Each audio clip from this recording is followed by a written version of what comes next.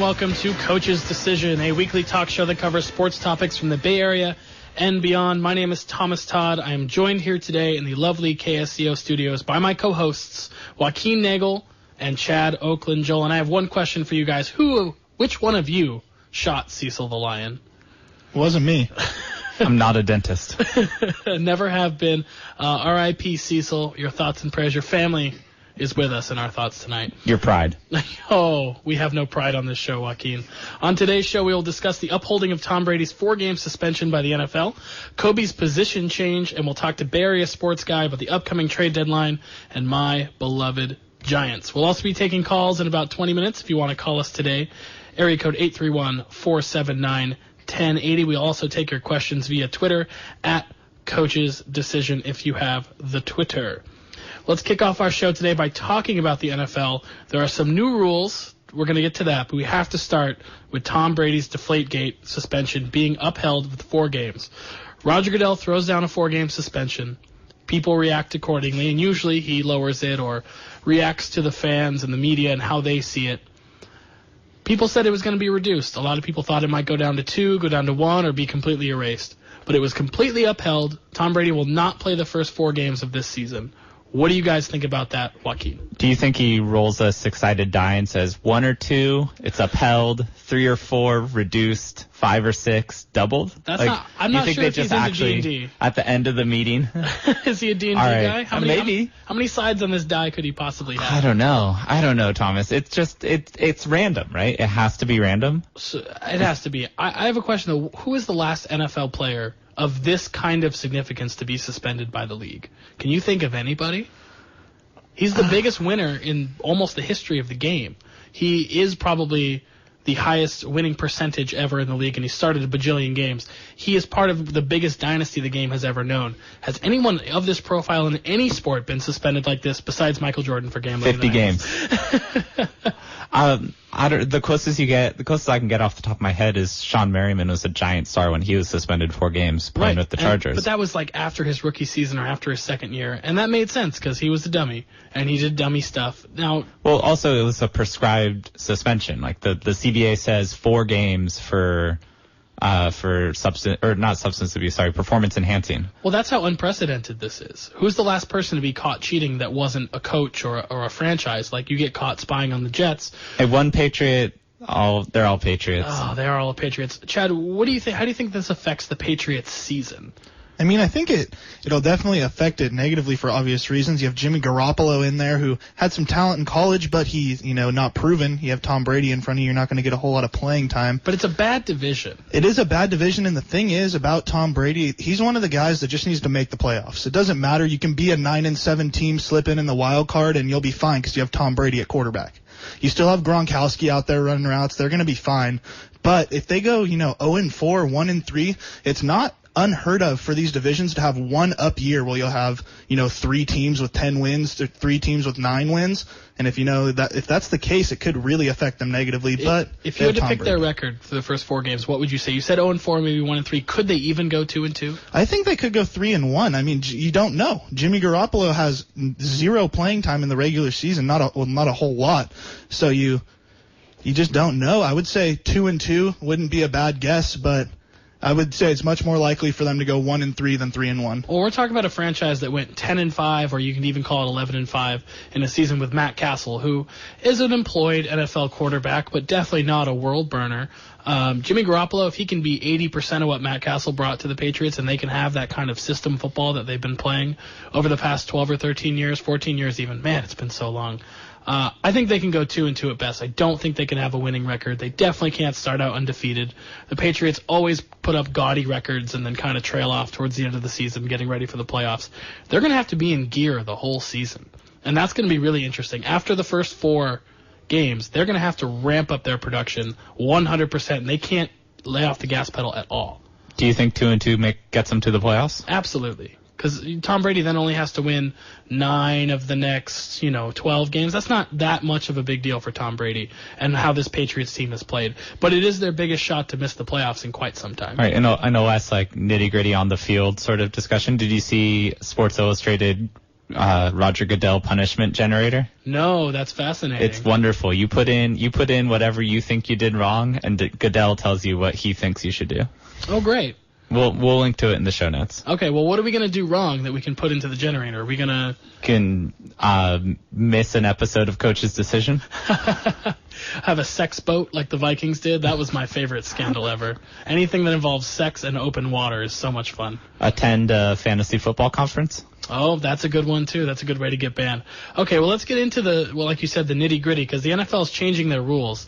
Every year, they're pretty into changing little tiny tweaks, and they do it based on what happened the previous season. So Dez Bryant's catch against the Packers, that wasn't a catch. I still believe it wasn't a catch. The rules were then.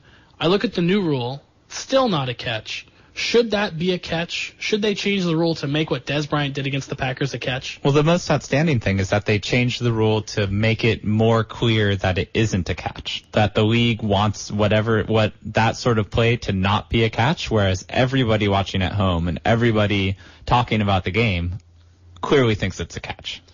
Well, that's too bad. I mean, I think anytime the ball moves through your hand after touching the ground, that's a loss of possession to me.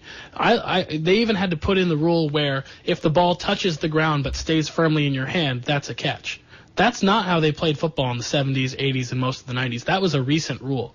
And I didn't mind this because that is full possession of the ball. But any time that ball jostles loose after touching the ground, it cannot be a catch. I don't care about football moves. I don't care about a clear runner, which is the new language. I don't care about any of that. Chad, how do you see this? I don't know. It seems really nitpicky to, have Dez Bryant go up running as fast as he is, jump as high as he is. He comes down with it in the end zone, and you say that some technicality, he still had the ball through the end of the catch. I mean, if that was baseball, it would have been an out. If it was almost any other sport, it touched the ground. It did touch the ground, but he snatched it right back up. I don't know. It seemed like a play that it would have just been, I guess, poetic in a bad way. It would have been so cinematic, and for the Cowboys to rise up and do that, and it would have been a good play for the sport. But it was just the way it all unfolded with the fans and everybody, with the referees, and it was just not good for the sport. It ended up kind of tainting the game. So well, the other thing is all of these sorts of plays get ruled a catch on the field and then get overturned in review. Like you have this play by Dez Bryant, you have that play by Calvin Johnson a couple of years ago. They're very similar plays in that the receiver has possession of the ball and has two feet down in bounds before going to the ground and losing possession, which in modern football clearly seems like a catch. Right, but it's the motion of the ball after it hits the ground is what bothers me. You can't let the ball touch the ground and then have it jostle from your possession. That's just not a catch to me. Are you as familiar with the Calvin Johnson play as you are with this Dez Bryant play? Absolutely, because before it was the Dez Bryant rule, it was the Calvin Johnson rule. He went down to the ground, he set his hand down, and the ball popped out. Or it looks like he puts the ball down almost. Yeah, but he didn't. That was totally unintentional. The ball squirted out of his hand. I will argue that forever. Because I watched that play and I watched this Dez Bryant play 100 times. And at first viewing, of course, it looks like a catch. But that doesn't mean it's a catch. And it doesn't mean just because it's dramatic, just because it's the Cowboys and they haven't won in forever, that doesn't mean it should be a catch. Well, what are we doing to the sport where anytime there's a big play, it has to be reviewed? And, oh, my God, no, the play that was just amazing, that just happened on the field, that we all at home saw, is all of a sudden nullified. Right, but you look back at a play like the Immaculate Reception. Not against the rules. No one could truly even tell if that ball hit the ground either because the camera doesn't catch it. Mm-hmm. So, but even if the ball is off the ground, it's against the rules. Right. I totally understand that. I'm just saying, So you want to take that away too? You want to embrace the story over being right? I want the game to have plays that look clearly like football plays be within the rules. Okay. I understand that. Okay, let's shift gears to sports. We went from hand-egg, which is what baseball nerds call football, because, you don't use your foot with the ball that often. You use your hand, and the ball's shaped like an egg. We're going to transition to actual football, because Mexico has fired its head coach of its national team, Miguel Herrera, for punching a TV reporter in Philadelphia. Yes. What's the deal? What is so special about this guy? Because I know this guy a little bit from GIFs online, from the internet. What makes this guy a public figure? Just his charisma and his attitude on the sideline when with the team. He brings so much emotion to the team that he reflects the way that the fans feel. But he seems to have brought that to his personal life now, where he can't keep that level in check. We've seen this a lot with fiery head coaches. They tend to remain fiery in the rest of their lives. So was that his ultimate downfall? Was his charisma? I feel like the attitude that he portrayed, maybe he just took it too far. Maybe he took it too far off the field, and that's led to his subsequent dismissal. I've seen the gif of him celebrating goals where they Super Saiyan, they put the flame on his head and the electricity in his hands, and it's so fitting because he does become a different person than I imagine he is in his normal life on the sidelines for those games. He's just the most passionate guy you've seen on any field anywhere. I just hate when it spills over into airport incidents or Dennis Rodman kicking cameramen or whatever it could be. Charles Barkley throwing people through windows. Throwing people through windows. Gosh. Man, it happens all the time. I just hate when that charisma spills over. It's terrible for someone like Herrera too, because it was so great for the Mexican national team. Always has such high expectations with the popularity of the sport within the country, and that are rarely met. And Herrera doing so well in the World Cup and just showing that passion on the sidelines and reflecting how the nation felt was just so great for that team. And he just won a Gold Cup. Yeah. I mean, the U.S. has won the last couple Gold Cups. This was a big win for Mexico, who's been a very disappointing team over the last few years. This was their biggest get in a while. Yes. So I think it's really interesting. I know you have to do it for a PR standpoint, but at some point maybe he can rejoin the team as its coach if he goes into anger management or charisma management or whatever you want to call it. He needs to get that power level down below 9,000. Yeah, exactly. 1.21 gigawatts flowing through his wrists. Let's transition back into football really quick because this kind of bothers me. Le'Veon Bell was suspended for 3 games, the running back for the Pittsburgh Steelers, for a DUI and marijuana possession. Got cut down to 2 games. How is that half Tom Brady's? How is that half of Tom Brady's suspension? Roger Goodell random suspension generator. Who did he? I mean, he didn't hurt anybody, which is fine, but he could have. He was driving drunk. He had drugs on him in a car with another NFL player, LeGarrette Blount, who was always around something. Mm-hmm. How does that only get you 2 games? Because the language in the CBA isn't clear enough for what to do in these situations. I'm totally confused as to why underinflating footballs is 4 games and DUIs and drug charges are 2 games. Well, part of it is that the NFL has such a short season that any amount of games is just a much more significant impact. And so every suspension is significant. Well, more so than like in baseball or basketball. And Chad, even look at MLB. Their first game is 50 games. First time you get suspended for PEDs or whatever. 50 games. Second one is a full season. Guys have multiple DUIs in the NFL. Guys have a couple of times multiple domestic violence cases. You know, Greg Hardy was on his second chance when he got a 10-game suspension. What is more of a damper in the NFL? Is it PEDs? Is it violence? Is it drug charges? What's the biggest problem you think? Is it cheating now that we have a cheating incident? I think it's drunk driving. That's just a terrible example. The PEDs, they're just as poor of an example, but it's kind of unfair because everybody's on top of these players to be better and get faster and get stronger. And I know that you don't have to go to PEDs. There is a choice to try and do it naturally, but there's always going to be that risk. And football has just had a rough year with everything you mentioned. Adrian Peterson, Ray Rice, some of the big names getting kind of thrust into the spotlight in the worst way possible. So it's kind of hard to pick a biggest problem, but if I had to go with one, it would probably have to be the domestic violence, just because of the uproar that it's gotten throughout the U.S. and how that thrust into mainstream media. And that doesn't happen a whole lot with sports where you get those stories crossing over. So I'd have to say that. Well, and the way we treat women in this country can be ridiculous. And I'm glad we're starting to move towards narratives where people can be treated more equally, and things like violence from police or violence from men in relationships is taken way more seriously than it used to be. But I didn't even mention on that list of those 4 things I named, I didn't even mention CTE and concussions. And that's coming up again because they're not allowing any of Junior Seau's family to speak at his Hall of Fame induction, based on a rule they made 6 years ago to not have any deceased players' families speak at the induction ceremony because they were too long, they were too boring. A lot of these guys have been dead for a long time, were barely remembered, got voted in by the Veterans Committee. I think they should make a special exception for Junior Seau. He's so recently retired. He was so beloved. His family, when he died, the coolest thing you saw was his mother and his sister and his daughter speak. It was really important to me to watch that because he was such an impactful player on me. They have to make an exception for Junior Seau's family. Do you guys agree with that, Joaquin?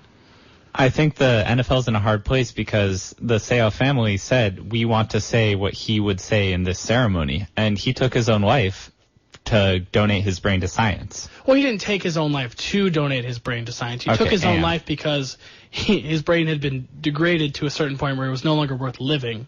And then he just happened to want to donate his brain to try to help future people. And this is an opportunity for the NFL to try to help people in the future and for his family to do that as well. I think the NFL feels that it's bad PR if they make their Hall of Fame induction ceremony at all acknowledge the amount of head trauma that's caused by the game. But don't use an outdated rule or use a 6-year-old rule. That's easy to hide behind. Of course they're going to use it. What are they going to say? No, we're the big bad wolf? The one thing that I've always noticed about the NFL is they are not proactive, they're reactive. They're going to hide behind every rule like you mentioned until the bitter end because they can. They make these rules for a reason. And there also is it is a different player because he did, like you said, retire so soon and was more impactful than most of these players that were deceased. But if you make this exception, other families are going to ask. There's going to be some kind of ripple effect. So I would have to say that you got to hide behind that rule if you're the NFL. I think that's just sad. I think they should get proactive, like you said. I'm tired of this reactive NFL, and I'm tired of having to be the one to react to it and yell about it week after week after week. All right, let's close out our top segment. We'll do our first live read, talk about our sponsor, Ken Keegan. Local artist, great friend of mine, big Mets fan. The Mets are kind of slipping. They may slip out of the wild card race. I kind of predict that they will. But Ken doesn't slip out. Ken follows them to the bitter end. Big baseball fan. You can see his art on artwanted.com. Search Ken Keegan. He likes the traffic. He loves the hits. He just likes people to see his art. You can buy it. You can put it on T-shirts. You can buy prints. He's been in here. He's going to come give away some more prints in a couple weeks. Really excited to have him part of the show. Thank you to Ken Keegan. That's artwanted.com. Search Ken Keegan. Love you, buddy. We'll talk to you soon. All right, so we're going to transition into baseball because the trade deadline is coming up. And we've got one of my favorite bloggers on right now. I spent a lot of time with this guy in the press box at AT&T Park. One of the coolest, quietest, most knowledgeable guys in the game. We're going to get some words out of him right now. Steve, how you doing, buddy? Quietest? When did that come up? You are okay, here's what it is. You are the hardest working guy in the AT&T press box. I've noticed that. We're talking to Steve Berman, BayAreaSportsGuy.com, one of the premier bloggers in the Giants, Niners, Raiders, A's. You cover it all. Sharks, Warriors. You guys cover everything. You stay longer than anyone stays. Schulman's gone. Baggerly's gone. All those guys are gone. You burn the midnight oil, do you not?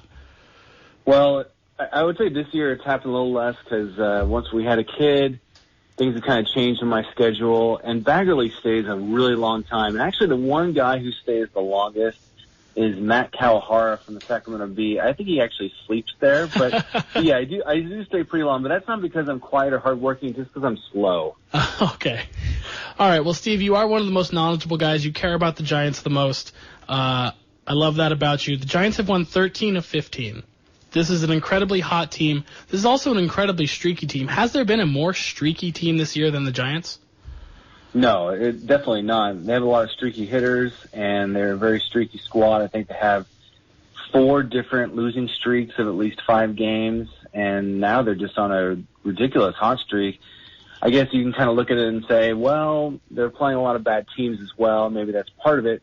But, you know, there's been a lot of times throughout the years where the Giants, even in their World Series years, they would play really good against the teams that are over 500, and then they drop, every series in a month to the teams that are under 500. So right now they're playing the teams that they need to beat, and they actually are doing so.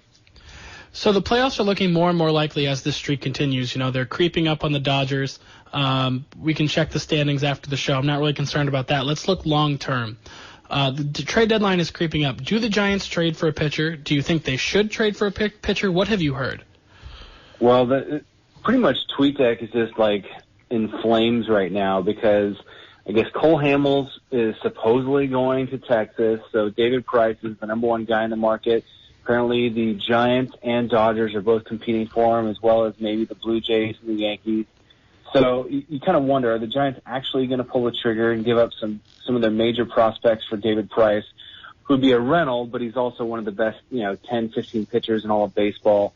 Or are they just trying to kind of get into the Dodgers' way, bid up the bidding, make it so the Dodgers either have to give up one of their top prospects or not get him at all? We'll see. I mean, the Giants could use a starter, but they also have 7 starters. It's just that besides Madison Bumgarner and Chris Heston, there's not a lot of sure things there. Jake Peavy pitched well today. Matt Cain has been up and down ever since he came back from his elbow surgery. Tim Hudson does not look like a major league starter right now. And then you have Ryan Vogelsong, who just got sent to the bullpen. Tim Lincecum is injured and sort of MIA right now. He has a hip issue that's degenerative. We haven't seen him around in a long time. So you think that they could use a starter, and they're in the middle of talks with just about everyone, but you just don't know what's going to happen right now. I mean, I don't know if you're following this stuff with the Mets. I know you mentioned a guy who was a Mets fan earlier, the Mets artist. The Mets apparently had traded for Carlos Gomez. They had Wilmer Flores who was out on the field. They put him back on the field, the Mets shortstop. And he was crying after he found out about the trade, and they made him play anyway. And then Sandy Alderson, during the game, or after the game, says, there is no trade. It's not going to happen. It won't happen. So everything that's going on, and he blames social media for it, of course, even though it's because Zach Wheeler, one of the pitchers he was trying to send over as a bum elbow from his Tommy John surgery. That's fascinating. I saw that. I love Hug Watch. Every trade deadline, it's nice to see who's getting hugs, because those are the guys who are getting shipped off. Let's talk about some guys who did get hugs, and let's talk about it in relation to the NL West. Troy Tulowitzki out of the NL West, everyone. Round of applause. Troy Tulowitzki out of the NL West. What did you think about that trade? Because he's a franchise player having a down year. Do you think the Blue Jays got value? Do you think the Rockies got value? What do you think about that? Well, I think Tulowitzki hit a home run today in his first game with the Blue Jays, so I think Blue Jays fans are already sold on this trade. He can hit 50 more, I don't care. Yeah, exactly. Yeah, that was one of the funnier trades because no one had him going to Toronto. I mean, I always thought he would end up being the Yankees shortstop, and kind of replace Derek Jeter, but now he's in Toronto, and the Rockies got back Jose Reyes and some prospects, so it's an interesting trade from the Rockies' perspective. Some people think it's a good trade. Some people think it's like, what the heck are they doing? It's kind of the way the Rockies are. It seems like they kind of march to be their own drummer. It's an interesting trade, though. I think Tulo, when he's healthy, is the most talented shortstop in baseball, no question. But like you said, this year, he hasn't quite looked like himself. But you also almost want to take a guy like Brandon Crawford over him just because Crawford's so durable and so reliable that, Tulo has much more potential, but Crawford's the one who plays 150 games a season. Yeah, and Crawford's a guy who like Tulowitzki, is a pretty big shortstop. So the fact that he is able to take the pounding of all the diving and all the crazy plays he has to make at that position, which besides catcher has got to be the most physically taxing in baseball, and still, like you said, play 150, 155 games a year. And then this year, he's actually driving the ball and hitting, I think, kind of like the way the Giants thought he would. Before the season, Brian Sabian said, we think that Brandon Crawford can be an all-star, and that kind of raised eyebrows because, he's a good fielder. He's not the best fielder in the National League. Andrelton Simmons is that guy. And he always kind of had hot starts, and then some sort of nagging injury would take effect, and then you look at it, and Brandon Crawford sitting in the mid-240s at the end of the year, and he's just a solid player. And now he's leading the Giants in home runs. So, yeah, I mean, like you said, I think value-wise, he's absolutely been more valuable than Tulowitzki this year. Well, so let's get a little inside baseball. We both know Alex Pavlovich, good friend of ours. He was on mine and my friend Danny's podcast years ago when Brandon Crawford was hitting 225 with 3 home runs over the course of a season. And he said, look out for this guy. He's going to hit double-digit home runs. He couldn't promise, 20 or 25 or anything crazy. But he said this guy has power. And that's really come true, and the same thing's come true for Pavs. Pavs has come up through the ranks, and now he's CSN's guy. So I've been watching Crawford and Pavs at the same rate just ascend to all-star status. It's true, yeah, and those two get along well in the clubhouse, you can tell, and he was right. And I always thought that Crawford's numbers were going to improve at some point here, just because if you look at his swing, Thomas, it's a pretty swing. It's especially when he drives off that back foot, and you saw it the other night when he hit that home run on a 3-0 count. I mean, he's 6'2", about 225. He doesn't look like that, I think people kind of think of him, he's a shortstop, and he's got the long hair. Oh, he's a little cute guy out there. No, he's a big dude, and that's one of the things where we kind of looked at it a couple of years ago, at least I did. Like, I don't know how long he can play shortstop for, because usually a guy that big, unless you're like Cal Ripken Jr., doesn't really stay at that position. Maybe he can be a third baseman, but no, he just keeps getting better. Okay, so before we get you out of here, 2 of the premier teams, 1 in each league, got better. The Nats got Jonathan Papelbon moving Drew Storen to the 8th inning and making their bullpen semi-ridiculous. And Johnny Cueto went to the Royals, the reigning AL champion. Which team do you think got better, and which team has a better chance to win the World Series? Oh, I'd definitely go to the Royals. The Nats are not actually playing that well right now, and I don't even really think that Papelbon's a better closer than Storen. I think Storen, apparently reports coming out that he's a little upset about that and being demoted. He doesn't understand why. Papelbon's not a very likable guy. And the Royals are a dynamic team, just like they were last year, and Cueto's an awesome starting pitcher. I mean, I would take, Cueto every single day over Jonathan Papelbon. And Papelbon's kind of a jerk. I mean, he's had some good years in the past, but I don't really see that as being just a gigantic upgrade. I mean, I think they actually would have been better off trading for Clippard from the A's, a guy who was already familiar with Washington. I didn't really see the Papelbon trade really making them that much better. They've been kind of struggling lately. So I think in the National League, you still got to look at the Cardinals as the favorite, and the American League, I think the Royals are the clear favorite. Okay, well, you're our favorite. You're always going to be in our bullpen. Thanks for coming on the show, Steve. You can go read his work and all of his compadres' work on BayAreaSportsGuy.com. Thank you for coming on, Steve. We'll talk to you soon. All right, thanks, Thomas. Thank you. All right, now to another one of our sponsors, 99 Bottles, the premier destination for downtown dining and downtown drinking. Find yourself a DD for downtown dining and downtown drinking. Lots of Ds there. A great place to go. They have 99 beers. They actually have more than 99 beers, way more.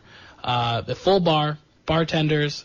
They got sports on TV. They got great food. If you don't get the waffle fries there, you're making a huge mistake. They're downtown, Walnut and Pacific. Great location, great spot to hang out. They have a nice little patio. You can bring your dog, tie him up, hang out. There's always cool stuff going on in that end of town. 99 Bottles. Thank you for the love, guys. We'll go there. We'll watch games, Giants games, soccer games, big screen TV upstairs. We're real excited to have 99 Bottles on board. All right, guys, come back in. This is our calls and balls segment. Our balls are increasing every week. We now have 6. Favorite weekly. segment? Favorite segment, absolutely. If you guys out there listening want to call in 831-479-1080, we will talk about anything you want to talk. We got all our business out of the way. Now we're just going to BS because this is what we do best. So let's go ahead and start with some basketball. Yes. It's a season that never ends, especially when Kobe Bryant is involved. Kobe Bryant has changed numbers. Kobe Bryant has changed bought rings for his wife. Changed accusations in the media. No, Kobe Bryant may now be changing positions. There's word that Kobe Bryant will play some power forward for the Los Angeles Lakers this year. He's old. Can he do this? I mean, it's more systemic. They're not saying he'll start at power forward, but the more you look around the league, the fewer teams have multiple bigs. And so because the Lakers can get away with playing one big at a time, they can nominally call Kobe the power forward. But wouldn't this tax his body more than the game has already taxed it? I know you say guys don't have two bigs, but look at someone like Harrison Barnes on the Warriors. Wouldn't he be giving Kobe a run for his money? Wouldn't he be being physical with Kobe? Can his body hold up to that? Well, they're not saying it's going to happen for like more than 5-7 minutes a game. Like if the Lakers see an opportunity that going small with one big and calling Kobe their power forward will gain them an advantage, of course they should do it.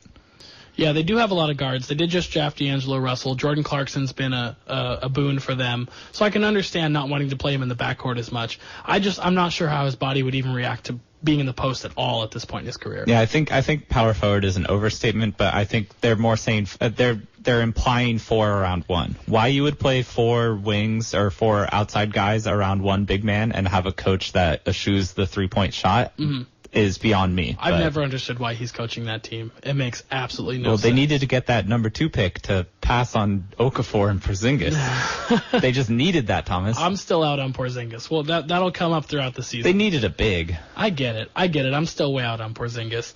Some more basketball. Delly re-signs with the Cavs. We all love Delly. We all watch the finals. Do we? We love him because he was so terrible. Okay, maybe we love him because he lost. We love him because he lost. He played the perfect villain. Chad, you're shaking your head. Yeah, I really didn't like Delly. I didn't like him a whole lot.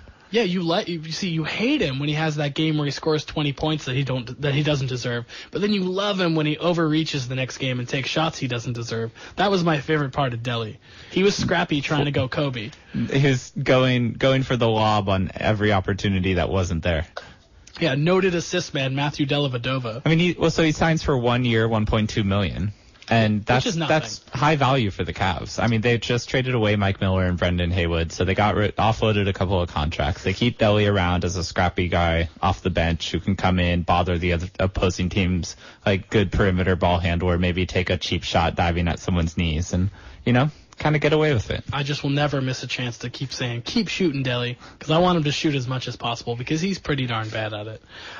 Vin Baker is a guy that we've had a history with personally, Joaquin. We've never met the man, but his story has really resonated. It's resonated. It impacted my teenage years because he was such a talented player, 4-time All-Star for the Bucks and the Sonics. We were looking at all of his accolades and the players he'd been traded for, and it's like, it's an NBA wet dream. It's fun to just go through and see all those old trades.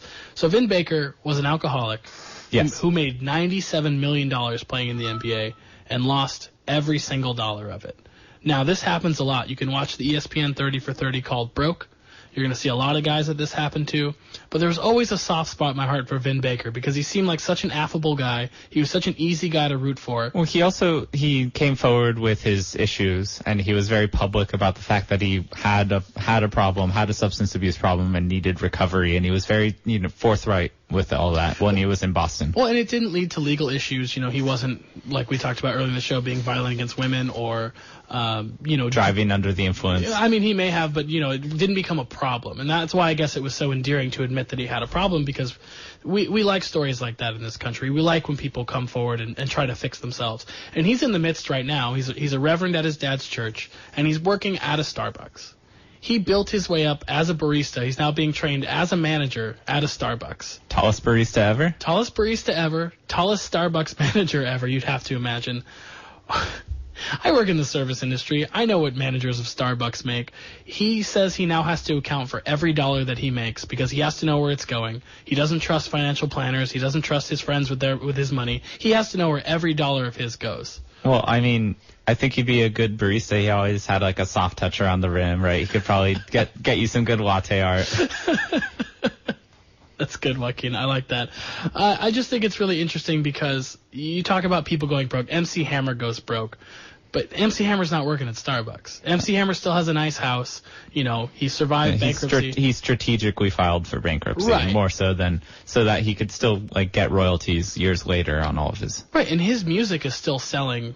It's still getting played on Pandora. It's still getting radio play. He's still making money. Vin Baker has no royalties. Mm-hmm. Vin Baker is not being paid by the Milwaukee Bucks or the Seattle Supersonics. He's just notable for him and Sean Kemp being the two most misguided power forwards to ever be involved in the same trade. Right. That was a pretty fun trade. So I'm happy for Vin Baker. I hope that this has been good for him, and I hope he can be the CEO of Starbucks someday. That's the kind of company you can rise up in. Hey, maybe if he becomes CEO of Starbucks, he would have kept the Sonics in Seattle. Oh, man, that's a horse of a different color. All right, Chad, have you pulled up your trivia game that we're about to play? I have pulled up my trivia game. We're really excited because Chad loves writing trivia games, and Joaquin and I, we wouldn't even know each other if it wasn't for local Santa Cruz trivia. So I'm excited to do this because sports is my thing, sports is your thing, and trivia is our thing. Oh. How many things can we have, Joaquin? I don't know. One-hit wonders? Oh my goodness, that's the best one to do. All right, Chad, tell us how we're going to play this game today, because I don't even know the format. I'm just excited to win. All right, so like I was telling you guys pre-show, it's just a whole bunch of random questions that I've kind of assembled, a whole bunch of different categories, and there's 13 total. Just going to ask you all 13 of them straight up. Do we ring in? What? No, it is back and forth. Back and forth? Back and forth, one question each. Okay. This is going to hurt. This is going to hurt? Okay. This is going to hurt. It's the best because then you know a question that you don't, and then he wants to answer, and then you try and, yeah. Okay. Anyways. Okay, so start with him. With the coin flip backstage, looks like Joaquin won. So, Joaquin, the first question you get to you. So I'm talking about the NBA and the NFL draft here. The two schools with two number one picks in the same calendar year. So a person was drafted number one. And the NBA and the NFL from the same college twice. Okay, and I have to name both schools? Yes, sir. Oh boy. Oh goodness. This is going to be a tough one. I have some ideas brewing in my head, but I don't have a direct answer off the top, and I definitely don't have two. I definitely don't have two off the top of my head. I mean, right now, if I were you, I'd be running through NBA draft. Can I get a time frame? You can get in the after 2000, after 2004. Okay. All right. So it's fairly recently. Okay. Thinking of draft picks. Thinking of number one. Talk about number one guys who. Okay, so NBA. Number one guys in the NBA since 2004. Mm-hmm. The first pair, both of them played for Bay Area teams. Okay. So we have Andrew Wiggins is a number one overall Kansas, sort of guy. But there's no football guys. And there's no coming out of there's Kansas. no football guys coming out of Duke. Nope. There's not really too many football guys coming out of North Carolina. Exactly. Or not too many basketball guys coming out of USC. All right, Joaquin, I think it's time for a guess. It's time for a guess. Okay, so I'm going to give you a point if you say get one Texas. That's a very good guess. Most logical, but not it. If Durant had been drafted properly, then maybe it'd be closer to that. All right, what are our answers, Chad? I would have said Florida. Utah with Alex Smith and Bogut. And Oklahoma with Adrian Peterson and Blake Griffin. That's a very good question. I would have gotten to neither of those. All right. I'm ready for mine, Chad. All right, you get a hockey question. This is going to be unfair. This is the way the cookie crumbles. Chad, who did we just meet, by the way?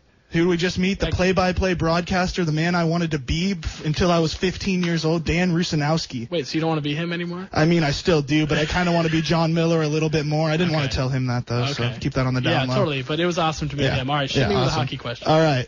This is funny how this works. What milestone did Maurice Rocket Richard break to become known as the most prolific goal scorer way back in 1944 NHL? 50 goals. 50 goals in 1 season. In 50 games is what it actually ended up being. Nailed it. 1-0. All right. Todd. Joaquin, you're up. All right, Joaquin. Who holds the record for most consecutive wins in NCAA football in the last 25 years? We coach or a team? A team. Okay. Okay. There might have been some Urban Meyer provisions in there. That guy won a bunch of games. That guy likes to move around.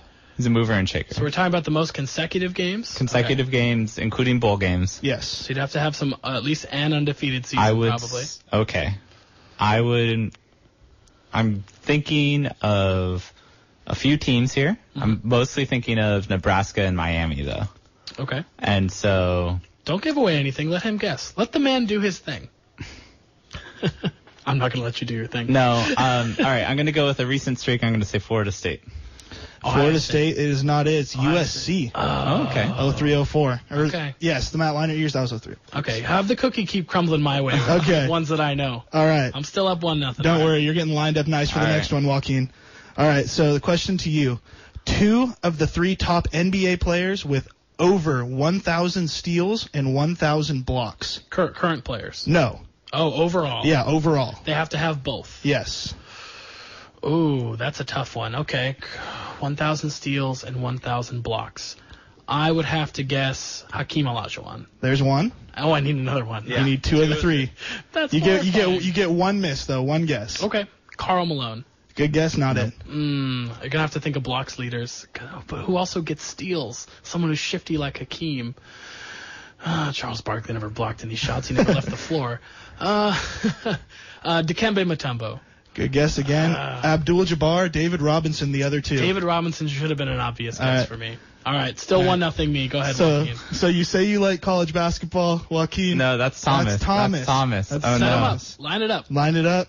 No, I'm gonna shift it on going. you. All right. What NFL running back was nicknamed the Law Firm? I'm so excited by this question. He's still nicknamed the Law Firm. I think I still draft him every year in fantasy football, even though he's no good.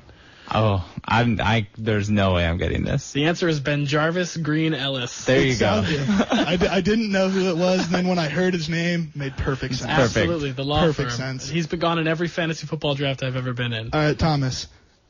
Thomas, this question back to you.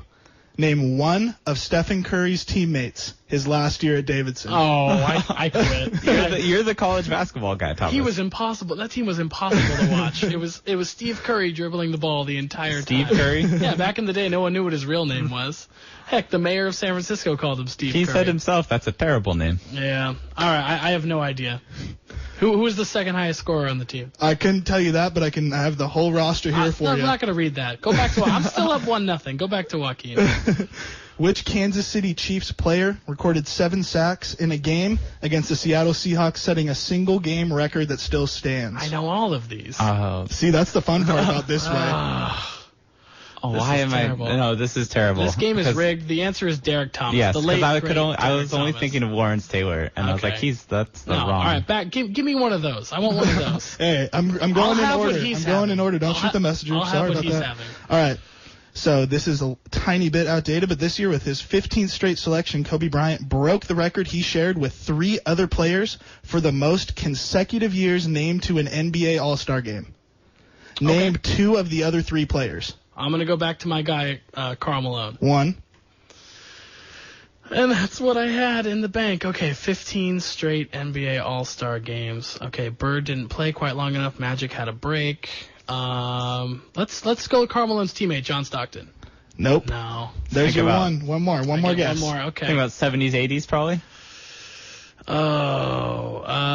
Havlicek. I don't know. Kareem. Jerry West and Shaquille O'Neal. Shaq. Okay. Jerry West I wouldn't have come up with. Shaq should have been obvious, though. I'm still up 1-0. This is the worst pitcher's duel I've ever been involved in. This is getting ugly. Okay. Let's see.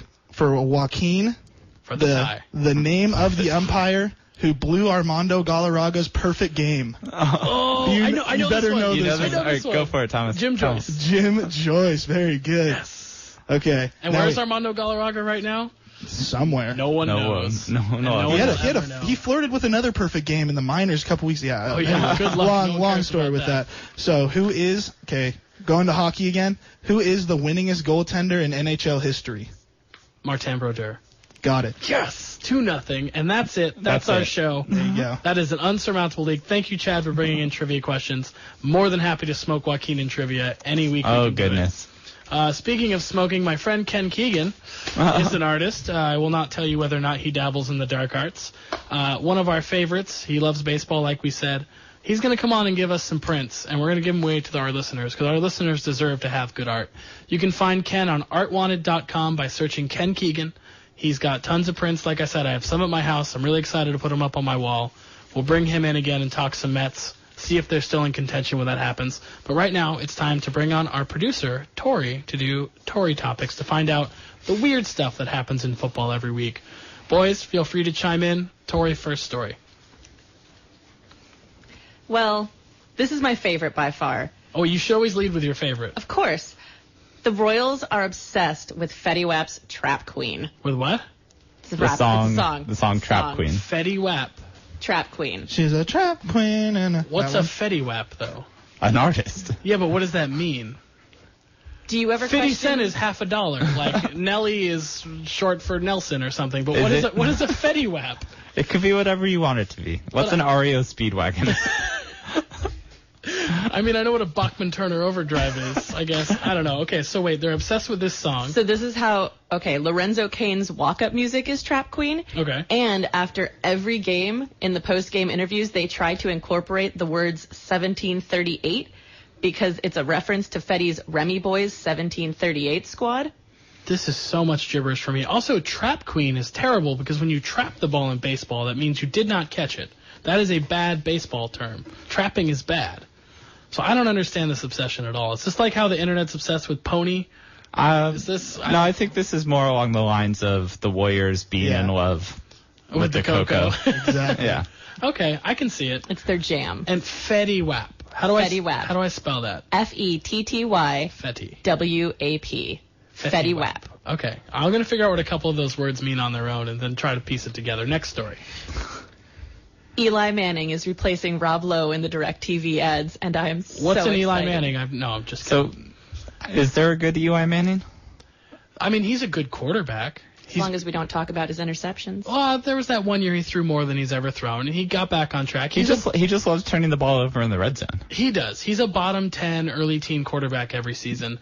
But Rob Lowe is a top 10 actor on a given day. Do you Not think for more than his 2 DirecTV commercials will be like, right now I'm Super Bowl Eli Manning, and right now I'm red zone regular season Eli Manning. Wow. The first one is bad stand-up comic Eli Manning. Okay, that could just be known as Eli Manning. Or it could be, here I'm my brother Peyton Manning. He does have more rings, though. I always like creepy Rob Lowe. Because he liked the smell of other people's hair. That was my favorite version. I didn't like Harry Rob Lowe. Harry Rob Lowe is, I think, the scariest thing I'd ever seen. I'm partial to West Wing Rob Lowe. Or Behind the Candelabra Rob Lowe, for those who saw that HBO movie. All right, Tori. So going back to my roots, the Kings have offered a full-time position in the front office to Peja. Your roots are showing, by the way. Your natural pink hair is down on the ends, and now your roots are growing in. Peja joins Vlade, right? Is that true? Yeah. Vlade's still up Yeah. there? They're going all Eastern Europe, all Balkans. So is Mike Bringing back my boys. Bibby in charge of like club service or like Bottle service. he's in charge of bottle service in the VIP section? Mm-hmm. You know, Hito's still playing, right? So he can't get in on this. Chris Webber is somewhere assisting. Pissing everybody Scott off. Pollard's probably selling meth somewhere. Oh man, Or at you least love Scott. Maybe I love maybe Scott Scott Pollard's Pollard. in charge of the team haircuts. I used to work in a video store in Sacramento, and the Kings would always come in and buy DVDs from us, and Scott Pollard was always the coolest dude. I imagine Scott Pollard just being like, "Hey, why do black guys get tattoos?" God. Because they're so obvious, and it's like in the NBA, you don't even know until sometimes really close up with a player in the interview. You're like, "Oh, that guy's got a bunch of tattoos." So I bet he was very curious. Do you As think? is no one else we know. Do you think Peja and Vlade just speak in Serbian in front of the players? Do you think that's a strategy for them, so that no one can hear that they're talking negatively about them or about to trade them? Mm-hmm. That's fascinating. Is Vivek bilingual? It would have to be try, right? I guess so. All right, next story. Okay, one more for the Kings. Seth Curry is also going to wear number 30. Why? Why would you wear your older brother's number? What was his number in college? No idea. I think it was 30. I think it was 30. Like I said, I'm still mad. What that was he their beat dad's Michigan number? State. Dell. He probably went around to a few because he was always the fourth or fifth banana on those teams, so he probably didn't get to pick his number that often. I want to say he was 30 when he was with the Hornets. Interesting. Well, maybe it's just a family thing. What number does Riley wear? Number 1. Number obviously. always. Number always? She probably wears a giant hashtag as her number because that's what she's most known for. Number meme. Number meme. Next story. Baseball Hall of Fame to eliminate voters who have been inactive for more than 10 years. Finally. Chad. Hook a brother up. Why don't we get to vote for this? That's been my biggest gripe is that the voting process just doesn't make sense. There's people that Guys covering golf get to vote on baseball. it doesn't. Yeah, it's a very old process that just needs to be revamped with new writers who have been around this era of players. It's just not as relevant when you have guys that were following the teams back in the 70s and 80s. I don't know. It's just something needs to be changed, and I'm glad they're making steps toward What percentage of baseball writers that vote for the Hall of Fame know what BABIP is? 40, probably, I would say. Okay. We're talking about batting average on balls in play, Yeah. which is an important metric when you're talking about batting averages and guys. Probably about 40%. Okay. How about WAR?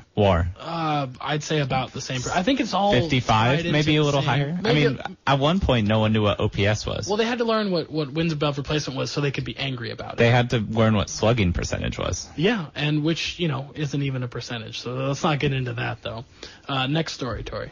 Fun fact, every minute during the NBA Finals on eBay, $9 was spent on Cavs merch and 21 was spent on LeBron merch. Wait, what does that mean? It means that LeBron was outselling the rest of the Cavs merchandise. Oh, why wouldn't he be? He was outplaying the rest of the Cavs team. He was actually outplaying the Warriors, but he just couldn't get any help whatsoever. I'm about to buy a Draymond Green jersey because that's my guy. How many dollars were they generating through eBay?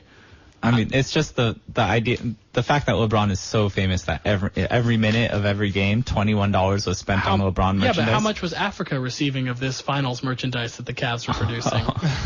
I mean, in Africa, the Cavs won the finals this year, and the Rockets were in the finals. And the dang Bills win every year. Every year. They're like the Yankees of the NFL. All right, Tori. Brandon Marshall worries about an NFL drug test after a weekend in Jamaica at his sister's wedding.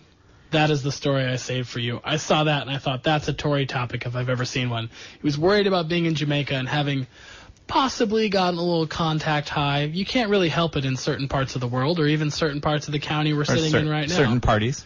Certain parties. So this also is something you can do to get in front of a potential drug charge that you think you're going to be given or a drug test you're going to be given. How legit, Chad, do you think this is?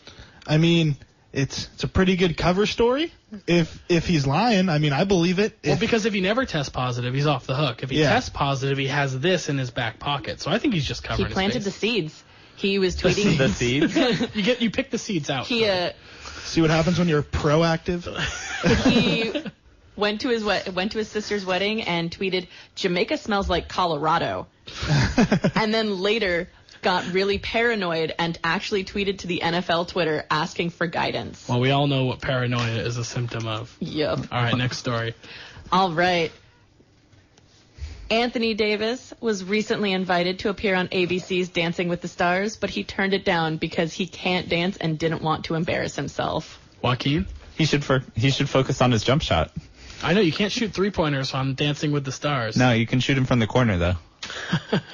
Yeah, I think it would have been awkward to have a guy that tall. Have they had basketball players on there before? I know Emmitt Smith has won before. Jerry Rice was on it. Yeah, They there's have- a lot of graceful NFL they players have on there. a lot of athletes who are between 5'9" and 6'2" with good footwork, not guys who are 6'11" with a unibrow that would circle your head.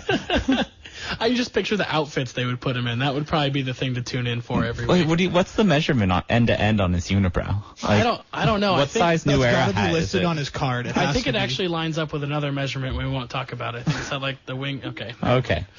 Ape index. This is the segment where Thomas gets dirty. That's every segment. I know. Do you think the makeup artist on that show would try to get him to shave the unibrow? Do you think? Oh, It's it too would. iconic. I think everybody his whole life has tried to get him to shave the unibrow. It's probably why he still has it. I think he should be on Dancing with the Stars, and they shouldn't show his dance segments. They should only show the backstage bickering between the makeup artist and Anthony Davis. Well, it's what Michael Strahan always said. He never fixed the gap